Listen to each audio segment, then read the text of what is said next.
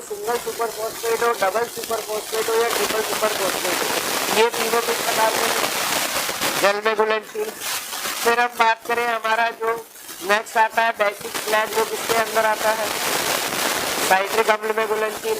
Last बात करें rock phosphate, वो किसके अंदर आएगा बेटा, दोनों में अघुलनशील है, ये हमें पता होना चाहिए। फिर बात करें इंपॉर्टेंट क्या बनता है, तो आपको पिछली क्लास में बताया था कि इनके जो भी न्यूट्रिएंट कंटेंट है कि कितना फास्फोरस मिल रहा है इन सभी के अंदर, वो आपको एटलीस्ट पता होना चाहिए।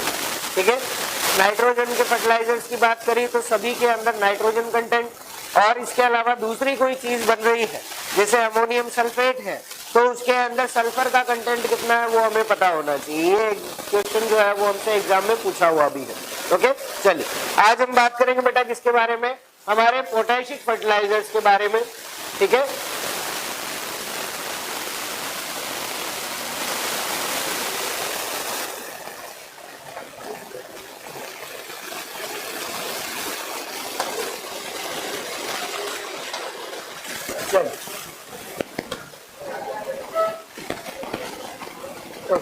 चलिए पोटेशियम फर्टिलाइजर्स की बात करें बेटा तो इससे क्या मिलेगा, पोटेशियम मिलेगा। क्या मिलेगा, पोटेशियम, सिंपल सा है। ठीक है, अब पहली बात आती है कि जो हमारे पोटेशियम फर्टिलाइजर्स है इनकी खास बात क्या है कि जो पोटेशियम हमें मिल रहा है वो किस रूप में मिलता है। ठीक है, तो ये किस रूप में मिलेगा बेटा, K2O के रूप में मिलेगा, और यही वो चीज है जिसको हम क्या कहते हैं, पोटाश कहते हैं। क्या कहते हैं इसको, पोटाश कहा जाता है।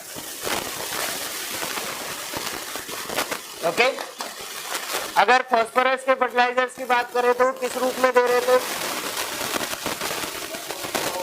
फास्फोरस किस रूप में दिया जा रहा था, P2O5 के रूप में, जिसको हमने फॉस्फेट कहा था।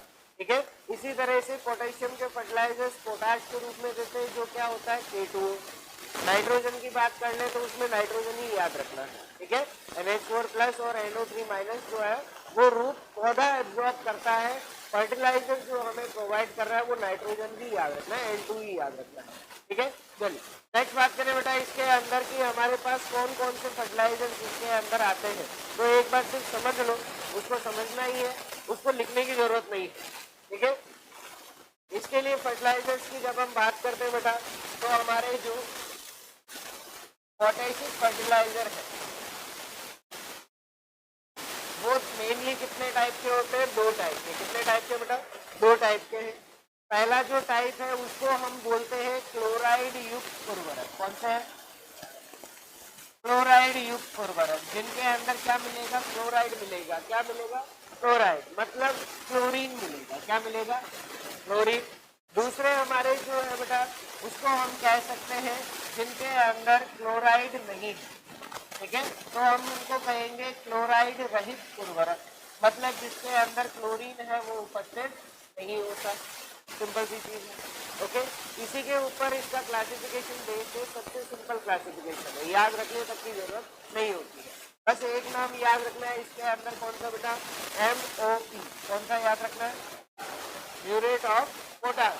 ये जो है इसका फॉर्मूला क्या होता है बेटा, KCl होता है। क्या होता है, तो इसके अंदर क्या आ गया, क्लोरीन आ गया, कोई दिक्कत इसके अंदर, सिंपल सा है क्लासिफिकेशन। नेक्स्ट बात करें क्लोराइड रहित के अंदर, तो इसके अंदर कौन आता है बेटा, SOP, जिसको हम क्या बोलते हैं, सल्फेट ऑफ पोटाश।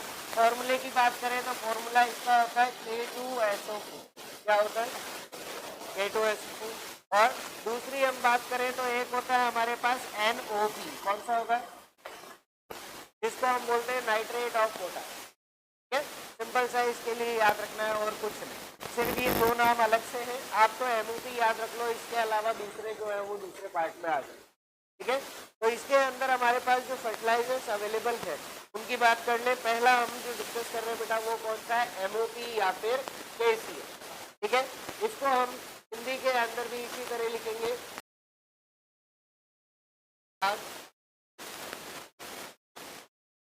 और म्यूरेट की बात करें तो म्यूरेट का मतलब क्या होता है, क्लोरीन होता है। क्या मतलब होता है, क्लोरीन। बस, तो जिसके अंदर क्लोरीन है वो क्या हो गया, म्यूरेट ऑफ पोटाश। या फिर फॉर्मूला पूछ ले तो इसका फॉर्मूला क्या हो गया, KCl। ओके, सेकंड बात करें इसमें पोटाश कितना होता है तो कितना मिलेगा हमको 60% मिलेगा। लेकिन आईसीआर ने एक बार क्वेश्चन पूछा कि मिनिमम कितना होता है, न्यूनतम इसके अंदर पोटाश कितना होता है, तो हमारा आंसर जो है वो कितना गया था 58%। कितना गया बेटा 58%। तो एग्जाम में इस चीज को थोड़ा सा ध्यान रखना, अगर 60% दिया हुआ है तो हमारा आंसर 60% जाएगा, और अगर ये नहीं दिया हुआ है तब क्या करना है 58% करना है। ओके, अब दूसरा डाउट कि सर दोनों एक साथ दे दिए, 60% भी दे दिया 58% भी दे दिया, तब क्या करोगे 60%। ठीक है, उस केस में जब 60% नहीं दिया हो तब हमें 58% करना है, बाकी 60% ही हमेशा याद रखना है।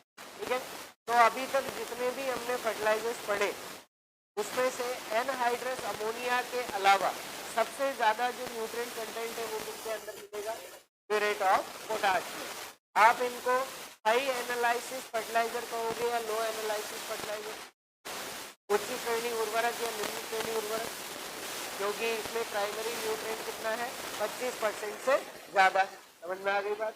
चलिए नेक्स्ट बात करें बेटा, इसके अंदर तो आपने राइस पढ़ लिया, ठीक है, पढ़ा हुआ है हमने। धान के अंदर हमने जब फर्टिलाइजर डिस्कस किया था तब हमने लिखा था कि धान जो है वो अमोनियम के रूप में क्या लेता है, नाइट्रोजन। ठीक है, वहां पर हम अमोनियम क्लोराइड का उपयोग नहीं करते, अमोनियम सल्फेट का उपयोग करते हैं। ये बात अपन नाइट्रोजन फर्टिलाइजर्स में भी यूज कर सकते हैं। ठीक है, तो क्लोराइड युक्त जो उर्वरक है उनका उपयोग क्यों नहीं किया जाता। ओके, पत्तियों के किनारों को जला देता है, मतलब लीफ स्कॉर्चिंग होती है। तो सेम वही चीज यहाँ पर आती है बेटा, इसके अंदर भी क्या है KCl है, तो पोटेशियम और क्लोराइड दोनों है। तो क्लोराइड युक्त उर्वरकों का उपयोग हम किसके अंदर नहीं करते बेटा, जो हमारी क्लोरीन संवेदनशील फसलें, कौन सी बेटा, क्लोरीन संवेदनशील भी फसलें हैं, उन फसलों में अनुपयोगी होगा।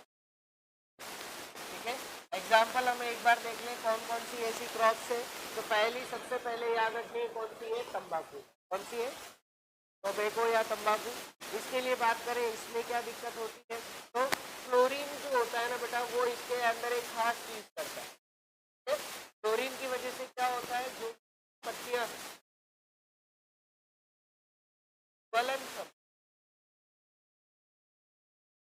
ज्वलन क्षमता क्या होती है बेटा, कम हो जाती है। ओके, ज्वलन क्षमता का मतलब क्या है, पत्ते की जो भी क्वालिटी है वो क्वालिटी इससे कम हो जाती है। इसलिए हम क्लोरीन युक्त उर्वरक, चाहे वो आपका अमोनियम क्लोराइड हो, चाहे आपका पोटेशियम क्लोराइड या म्यूरेट ऑफ पोटाश हो, दोनों का यूज अंदर नहीं करते। राइस की बात करें, धान की के अंदर क्या होता है आप अच्छे जानते हैं, पत्तियों के जो किनारे होते हैं वो क्या करने लगे, जलने लगे, अरे वो जल जाते हैं। ये किसके अंदर, टोमेटो के अंदर भी यही आता है, टमाटर में फ्रूट गुणवत्ता भी कम हो जाती है, पत्तियां भी जलने लगती। लेकिन अगर हम बात करें शुगर केन की या फिर गन्ना की, तो इसके अंदर याद रखना है इसकी वजह से क्या होता है, जो भी शर्करा होती है, शर्करा की मात्रा क्या हो जाती है, कम हो जाती है। हमारा जो क्रॉप है उसके अंदर कम हो जाता है। इसी के अंदर गन्ने के अंदर कौन सी चार ऑप्शन है तुम्हारे पास, एक है ग्लूकोज, एक माल्टोज, कौन सी होती है, ठीक है, याद नहीं रहे तो इससे याद रख लेना, शुगर केन में भी ऐसा आता है और सुक्रोज में भी ऐसा आता है। ठीक है, तो सुक्रोज होगी उसके अंदर, ग्लूकोज मत करके आना, फ्रक्टोज मत करके आना। ठीक है, क्वेश्चन शर्करा पर एक और पूछा हुआ है, चार ऑप्शन दे दिए और यही वाले ऑप्शन जो अभी हमने डिस्कस करे, ग्लूकोज, फ्रक्टोज, सुक्रोज और माल्टोज। और इसमें से पूछा हुआ है निम्न में से दुग्ध शर्करा या मिल्क शुगर कौन सी है, कौन सी है, लैक्टोज है। याद है क्या, ऑप्शन देने की जरूरत तो नहीं पड़ी, ठीक है। चलो तीसरा क्वेश्चन पूछा हुआ है कि इनमें से फ्रूट शुगर कौन सी है, फल की जो शुगर है वो कौन सी है, फ्रक्टोज है, ठीक है। तो ये शुगर के ऊपर आने वाले कुछ क्वेश्चन है जो आपको पता होने चाहिए, ये बेसिक है, ओके, बेसिक एग्रीकल्चर का पार्ट है। लास्ट बात करें बेटा स्वीट पोटैटो या फिर हम सिंपल भी बात करें पोटैटो की, तो उसके अंदर भी क्लोरीन का यूज नहीं करते हैं। कारण क्या है, इसके जो भी कंद या ट्यूबर्स बनते हैं उन ट्यूबर्स की क्वालिटी कम हो जाती है, ठीक है। तो हम सिंपल कह सकते हैं इसकी वजह से क्या होगा कि जो भी हमारे ट्यूबर है, ठीक है, उन ट्यूबर की गुणवत्ता जो है या क्वालिटी जो है वो क्वालिटी क्या होती है, कम होती है। फिर बात आती है सर इसको हम फिर उपयोग कहां पर करते हैं, तो इसके अलावा बचे हुए जितनी भी हमारी क्रॉप्स है, वीट है, बार्ले है, या हम बात करें सरसों हो गया, चना हो गया, इन सभी के अंदर आप इसका यूज कर सकते हैं। मेनली इन क्रॉप्स के अंदर आपको यूज नहीं करना। क्वेश्चन इतना सा बनता है, 4 ऑप्शन आपको दे दिए जाएंगे, जैसे गेहूं दे दिया, चना दे दिया और ज्वार दे दिया और धान दे दिया, और पूछ लेगा निम्न में से म्यूरेट ऑफ पोटाश कौन सी फसल में उपयोगी नहीं है। बस इतना सा क्वेश्चन है, वो सिंपल सा बनता है। दूसरा इनके ऊपर क्वेश्चन बनता है कौन सी फसल में क्या चीज जो है वो क्लोराइड की वजह से हो रही है, वो हमें पता होनी चाहिए, ठीक है। ये 2 टाइप के क्वेश्चंस जो है वो इस टॉपिक से हमारे बनते हैं। क्लियर है चीज, कोई डाउट है इसके अंदर? नहीं, चलिए नेक्स्ट बात करें।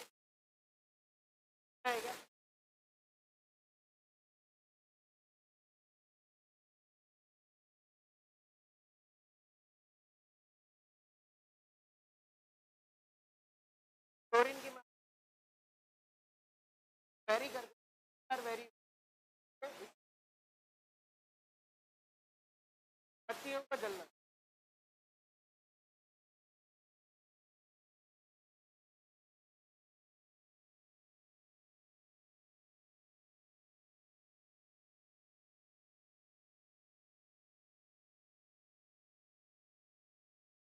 चलो लिख लिया गया।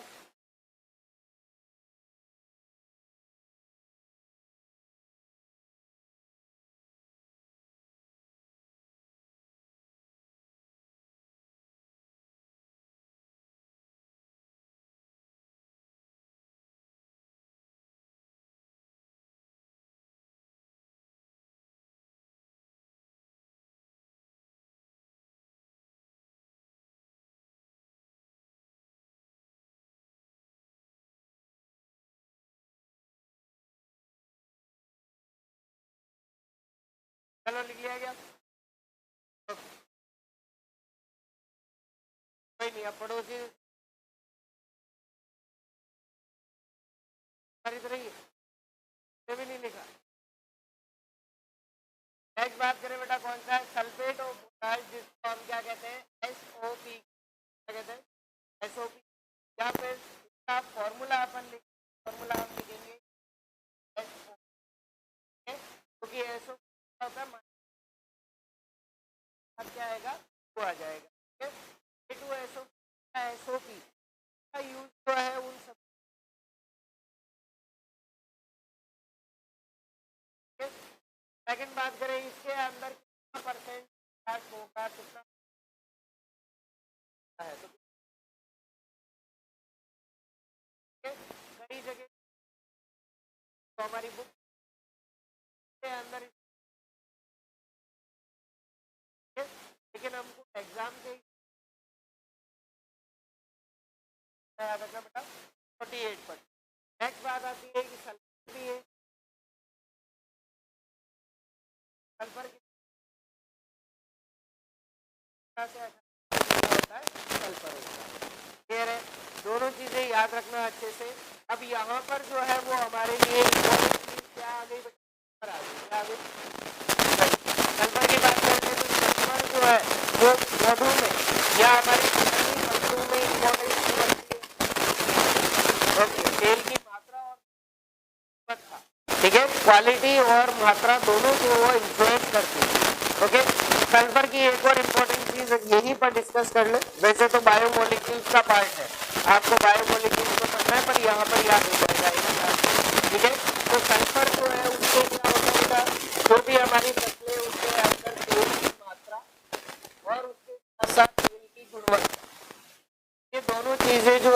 क्या होती है, कंट्रोल होती है। सिंपल सा, ये सभी को पता है। फिर बात आती है कि तेल की मात्रा और गुणवत्ता जो है इसको कंट्रोल करने के लिए सल्फर जो है वो कौन सा प्रोटीन बनाता है, ओके, कौन से अमीनो एसिड बनाता है जिससे कि ये सारी चीजें संभव होती है। ठीक है, सुन लो इसके लिए, उसको हम क्या बोलते हैं, SSM कहते हैं। क्या कहते हैं बेटा, ओके, ये हमारे क्या है, अमीनो एसिड है। क्या है हमारे अमीनो एसिड, अमीनो अम्ल जो है सल्फर के द्वारा बनने वाले, वो याद रखने हैं। पहला जो है वो कौन सा है, सिस्टीन है। कौन सा बेटा, सिस्टीन। दूसरा जो हमारे पास है वो कौन सा है, सिस्टाइन। कौन सा है, और तीसरा जो हमें याद रखना है वो कौन सा है, मिथियोनिन। कौन सा है, मिथियोनिन। ठीक है, तो ये तीन हमारे क्या है, अमीनो एसिड जो किसके द्वारा बनते हैं, सल्फर के द्वारा। ये क्वेश्चन भी हमसे पूछा हुआ है, 4 हमको दे दिए उसके अंदर ऑप्शन, जैसे ट्रिप्टोफेन, वैलिन, आइसोल्यूसिन और मिथियोनिन, और पूछ लिया कि इनमें से सल्फर से बनने वाला अमीनो एसिड कौन सा है, तो हम क्या कहेंगे, मिथियोनिन है। सिंपल सा है क्वेश्चन। ठीक है, इस तरह से बनता है। या आपको तीनों ऑप्शन यही दे देगा कि कौन कौन से सल्फर से बनने वाले amino acid, cysteine, cystine, methionine या ऑल ऑफ द अबव। तो आंसर क्या जाएगा, ऑल ऑफ द अबव। इतना सा क्वेश्चन यहाँ पर बनता है। ओके, चलिए नेक्स्ट बात करें कि ये सल्फर से मिलने वाले हमारे अमीनो एसिड है, सल्फर एसिडिक होता है या बेसिक होता है, सल्फर जो है वो अम्लीय होता है या फिर क्षारीय होता है, अम्लीय होता है। कैसा होता है, अम्लीय।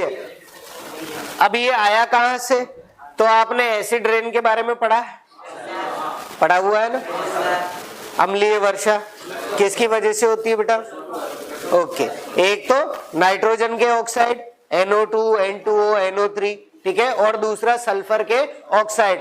तो सल्फर के ऑक्साइड से अम्लीय वर्षा हो रही है, तो सल्फर कैसा हो गया, अम्लीय हो गया। सिंपल सा है। ठीक है, तो इसकी वजह से मृदा के अंदर क्या बढ़ती है, अम्लीयता बढ़ती है। क्या बढ़ती है, अम्लीयता। तो अम्लीयता हमें कहां पर बढ़ाने की जरूरत पड़ेगी, आप खुद बता दो। जो भी हमारी कौन सी मृदा है बेटा, क्षारीय मृदा, सोडिक सॉइल, या हम बात करें कौन सी है, लवणीय मृदा। ठीक है, तो इस प्रकार की जो मृदा है उस मृदाओं में ये क्या होता है, उपयोगी होता है। सिंपल सा है। ठीक है, इसी से याद रखना कि जो हमारी अम्लीय वर्षा या एसिड रेन है वो किसकी वजह से हो रही है, सल्फर की वजह से, इसीलिए एसिडिक है। और अगर क्षारीय और लवणीय मृदाओं में उपयोग करेंगे तो पीएच क्या हो जाएगा, कम हो जाएगा। वही तो हमें चाहिए वहां पे, है ना, तो ये इनके लिए यूज होगा। चलिए नेक्स्ट बात करें बेटा, अगला कौन सा है, नाइट्रेट ऑफ पोटाश। इसको हम क्या लिखते हैं, KNO3। क्या लिखते हैं, KNO3।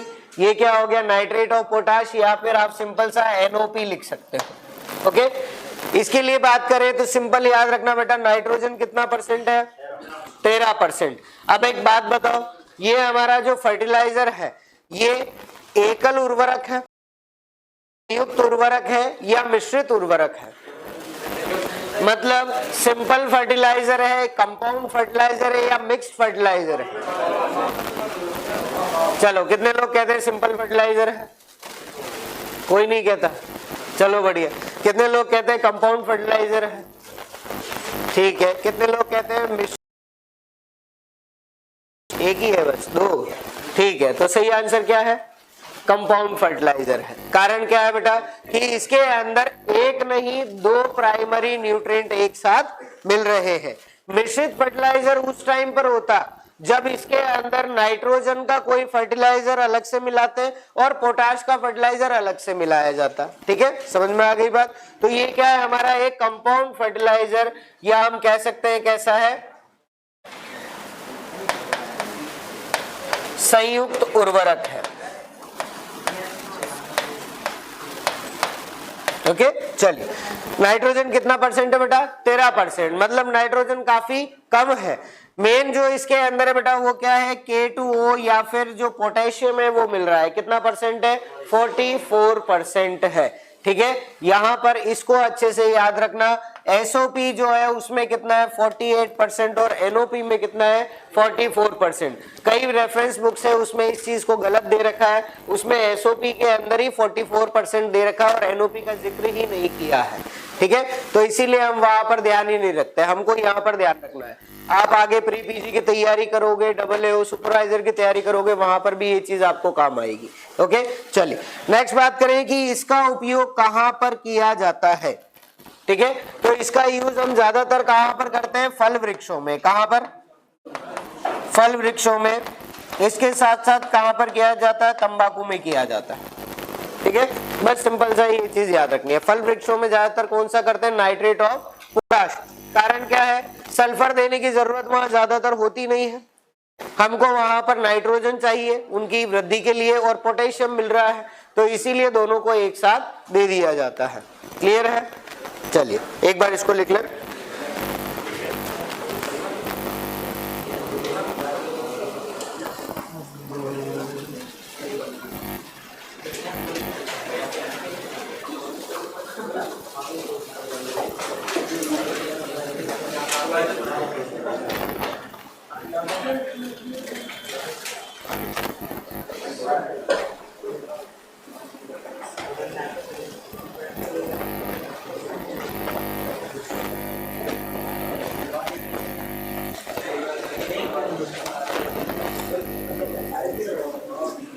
चलो लिखा गया, हाँ बेटा, हाँ पोटेशियम नाइट्रेट कह सकते हैं इसको, KNO3।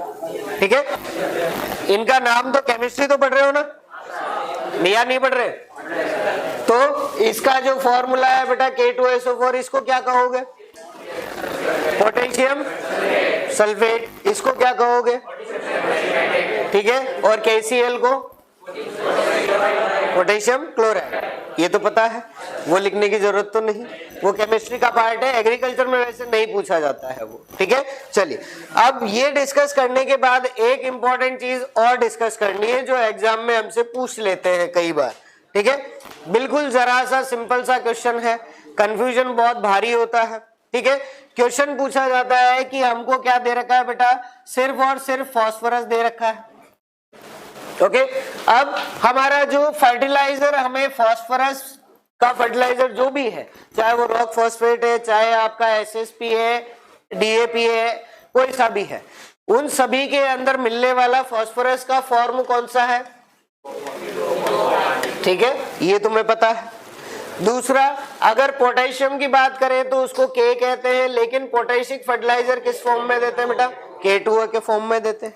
ठीक है, अब इसके लिए पूछा जाता है कन्वर्जन फैक्टर, कि आपने P से P2O5 में बदलने के लिए किससे मल्टीप्लाई करोगे। एक फैक्टर है, बस वो इतना सा याद रखना और कुछ नहीं करना, एक सिंपल फैक्टर याद रखना है, आपके लेवल पर वही पूछा जाएगा। ठीक है, जैसे दे देगा कि उसके किसी फर्टिलाइजर में फास्फोरस इतना है, तो उसमें P2O5 कितना होगा। अगर किसी फर्टिलाइजर में 10% फास्फोरस है, कितना है, तो उसके अंदर P2O5 कितना होगा, 20% होगा। ठीक है, कैसे कहा, वेरी गुड, बड़ा अच्छा दिमाग लगाया, P2 है। ठीक है, अब इसका बता दो फिर, K से K2 करोगे तो इसको भी 2 से मल्टीप्लाई कर दो फिर, है ना, यही हुआ। ठीक है, सही चीज करी, लेकिन थोड़ा सा गलत है। गलत किस वजह से बेटा, क्योंकि ये तो बिल्कुल सिंपल सा अकेला है बेचारा, ठीक है, हमारी तरह, लेकिन P2O5 जो है ये क्या है, एक कंपाउंड है ना, कंपाउंड ही है ना, तो कंपाउंड की फॉर्म में क्या फास्फोरस डबल ही मिलेगा क्या, पूरा का पूरा, हो सकता है P2O5 का कुछ पार्ट टूटे, कुछ पार्ट नहीं भी टूटे, ये चीज भी तो हो सकती है। तो फास्फोरस कम भी मिल सकता है और बराबर भी मिल सकता है, दोनों चीजें हो सकती है। ठीक है, तो इसीलिए हमें ध्यान रखना बेटा, सिंपल सा, अगर फास्फोरस दे रखा हो तो आपको क्या करना है, 2.29 से मल्टीप्लाई करना है, तो उससे क्या आ जाएगा, P2O5, क्या आ जाएगा, P2O5। और अगर आपको पोटेशियम दे रखा है तो आप पोटेशियम को मल्टीप्लाई करोगे 1.20 से, तो आपके पास क्या आ जाएगा, K2O आ जाएगा। ठीक है, इतना ऐसा याद रखना है और कुछ भी नहीं। अब बात है कि यहां पर आपने ये तो समझा दिया कि हमको पोटेशियम दे दिया और फास्फोरस दे दिया, उसको आप P2O5 और K2O में कैसे कन्वर्ट करोगे। अगर उल्टा पूछ लिया तो क्या करोगे, आगे आंसर क्या कर देंगे, डिवाइड कर देंगे। अगर आपको यहाँ पर K2O दे दिया तो आप क्या करोगे, डिवाइड कर दोगे 1.20 से, तो क्या आ जाएगा, k आ जाएगा। और अगर P2O5 दिया हुआ है तो उसको डिवाइड किससे कर दोगे, 2.29 से, तो क्या आ जाएगा, P आ जाएगा। बस इतना सा, ठीक है। तो आपको तो फैक्टर याद रखना है, कौन सा, एक तो 2.29 और एक क्या याद रखना, 1.20। ये दोनों चीजें याद रखनी पड़ेगी आपको। सीधा सीधा क्वेश्चन पूछा जाता है, P से P2O5 में बदलने के लिए कौन से फैक्टर से मल्टीप्लाई किया जाता है, ठीक है। तो आंसर क्या जाएगा, 2.29। बस इतना सा क्वेश्चन आपके लेवल पर बनता है। बाकी AA का जो लेवल है, प्री पीजी का जो लेवल है, उसमें इससे हार्ड क्वेश्चन आता है कि फास्फोरस इतना है तो P2O5 कितना होगा। तो जितना परसेंट दे रखा है, 10% है, तो 10 को किससे मल्टीप्लाई कर दो, 2.29 से, आंसर आ गया। कितना हुआ, 22.9% आ गया, ठीक है। इस तरह का क्वेश्चन जो है वो यहाँ पर बनता है। समझ में आ गई बात, कोई दिक्कत, लिख ले एक बार इसको।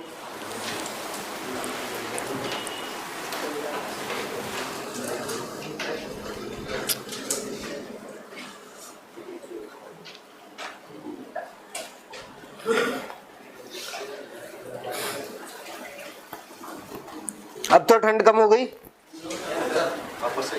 वापस हो गई क्या ठंड, कोई नहीं, बारिश भी आ जाएगी। कब आएगी, आज मौसम नहीं है बारिश का, कल हो सकता है आ जाए, पर उससे तुम्हारी छुट्टी नहीं होगी, तुम निश्चिंत रहो।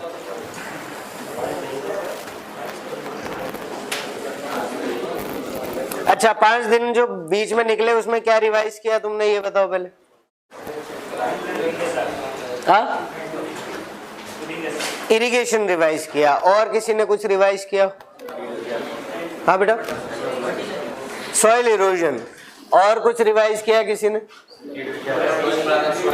एंटोमोलॉजी रिवाइज कर दी पूरी, बहुत बढ़िया। और किसी ने कुछ और रिवाइज किया? ठीक है, फोटोसिंथेसिस रिवाइज कर लिया।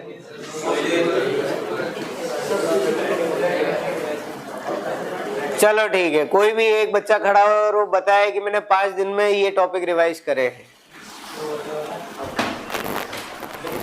बताओ, अगर करा है तो फिर डरना किस बात का, रिवाइज किया है ना।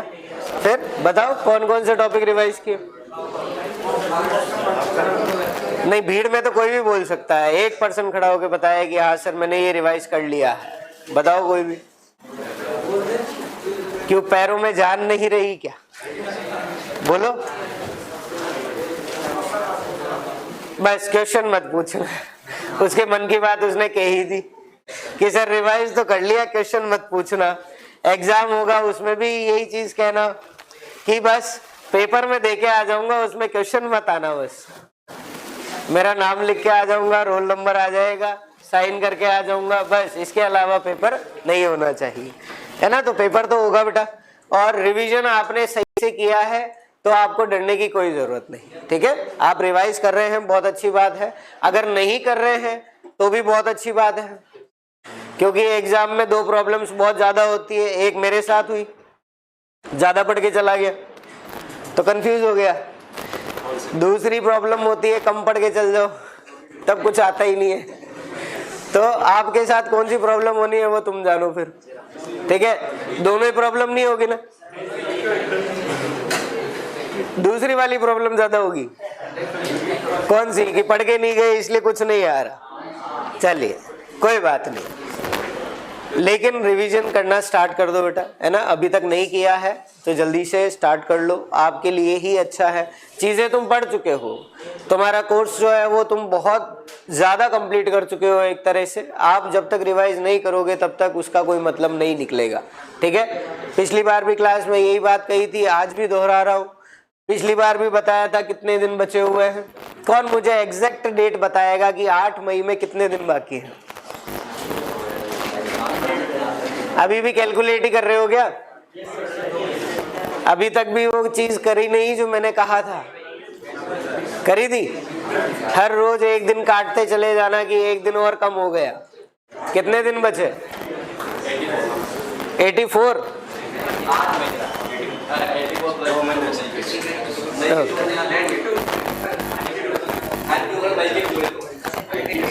कोई बात नहीं, 90 दिन है, ओके।